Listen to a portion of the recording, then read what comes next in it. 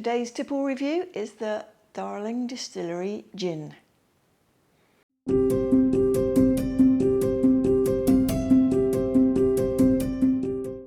This is the Darling Gin from Darling Distillery. The distillery is in one of the inner suburbs of Melbourne. Clifton Hill. Clifton Hill. Which is only a couple of k's northwest Northeast of the central business district. Yes, yes. And it was developed during 2020 lockdown. At least some people put their creative juices to work in a productive manner. They certainly did. And this is the result. Now, there's something quite unique about this. Do you know what it is? It's made with honey and butter. Butter. Butter in gin. It's a buttered gin. Mm. Very unusual. I don't think I've ever had a buttered gin before, have you? So no. It should be like... Should be very interesting. Oily? I don't know, you're expecting to see like a layer of fat on the top, aren't you, when it says a buttered gin? Yeah, but it doesn't. So globules of fat or something. I'm very curious to taste it, to see if that flavour comes through, because a lot of the botanicals used are quite similar to some other gins. Indeed. So it will be interesting. It will be. It will be interesting. So, shall we yes. crack it open? Indeed we shall. You're such an expert of getting these things. Experience. Is it? Oh, nice satisfying pop of the cork. Another plastic cork. Yeah. All right, let's do the pouring. Oh, did you hear that glug? Love a glug. I do. Nice glug. Interesting bottle. It is. It's got like black etching patterns of botanicals, in fact. Yes. Indeed. So this is a 700ml bottle. It was sourced from the Garden Street Gin Club. Yes, it was. I think it was September. I think it was September 2022. Garden Street Gin Club. And it is 42% alcohol. So it's a little bit sort of higher than some, but not higher than others. Just over 40 as usual. Indeed. Juniper? Juniper. Smells like a gin to me. Certainly does. Primarily juniper. It's like maybe a little bit of... I don't know, maybe a little bit of citrus perhaps. Yeah, it's sort of like a straight down the middle juniper gin, isn't it? Yeah, I think so. Shall we give this? What are the tasting notes say in terms of the botanicals and the aroma? The typical juniper, coriander seed, Tasmanian, pepperberry, angelica root, lemongrass, lemon myrtle, rosemary, green tea. Green tea. Honey. Yeah, honey. Cultured butter, orange and mandarin. Butter. Butter is the standout unusual thing. Yeah, honey's a bit unusual. Yeah. And lemongrass, that's a little bit unusual. It's quite sort of Asiatic, isn't it? But not unheard of. No. But butter, yeah. Well, there's only one way to... Aroma, a blend of juniper, citrus and herbaceous notes. Yeah, I mean, spot on for the I think so. aroma.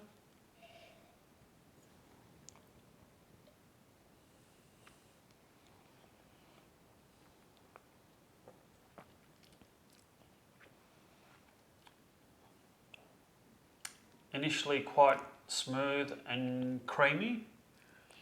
Yeah. Quite a long finish. There's a heavy juniper. There is. I'm searching for the butter. I think initially it was quite sort of creamy and smooth. Then I think some of the spicier botanicals maybe came out. Yeah. There's a little bit of spice, but not that much. But the spicy came through fairly quickly for me. Did it?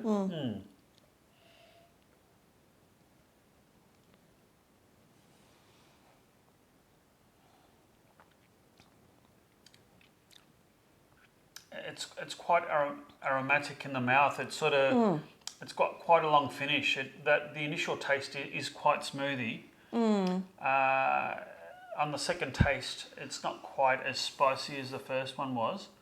But it sort of builds and grows and develops. Yeah, there's in your mouth. There's a lot of things happening, spiciness going on in the finish for sure. Indeed, yes. I have not detected the butter. No, I don't think that creaminess that you're talking about you don't get it. is like the butter at all. So, but we'll try it with ice and then tonic and see if that brings out the butter. Yes. Because I'd like to be able to taste it. Yeah. I can't. No, I can't. It hasn't left a buttery film in my mouth. No, maybe we're expecting too much. It does say the finish, long creamy finish, thanks to the addition of cultured butter and honey. So maybe we're not meant to taste the butter, we're just meant to taste the creaminess. Or the very long finish, that's what it... But I'm not getting a creamy finish so much, I'm getting more of a spicy finish. That's really cut down the nose a fair bit, isn't it? I can smell more citrus now. I think so, more citrus. Yeah. Indeed.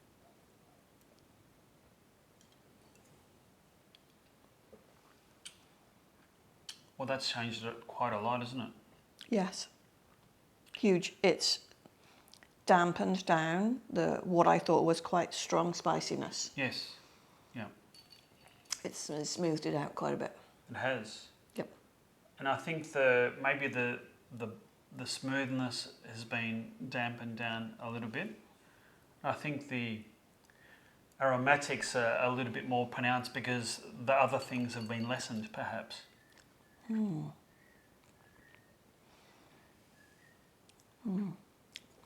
don't know. I was really expecting a bit more of the buttery thing to come out. No, this with ice is like many other gins we've tried. Yeah. No better, no worse. No. I mean, it's nice. It's good. It's good, but it's I was expecting a lot more of a distinction And I don't around that unique factor that they've built into it. But I mean, it's a good gin. Very nice gin. Just maybe I set the expectations a little bit too high. Or perhaps the hint of butter changed our expectations somehow to be different than it is. Like eating a slice of butter. Were you expecting that? Not after it's been distilled.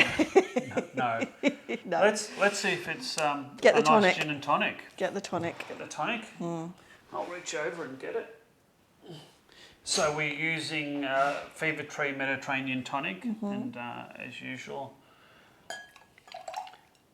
the tonic is a no-go zone. So I've used a little bit more tonic than you, perhaps.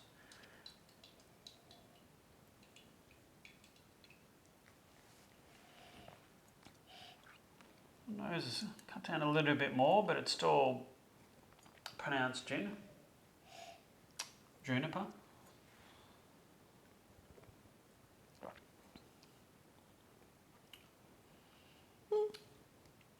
It's sweetened it up a lot, hasn't it? I don't know. It's just a nice drinking gin. It is. It's just maybe not as different as I was expecting it to be. I think I might have...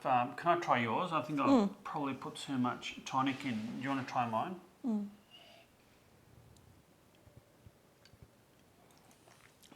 Yeah, too much tonic.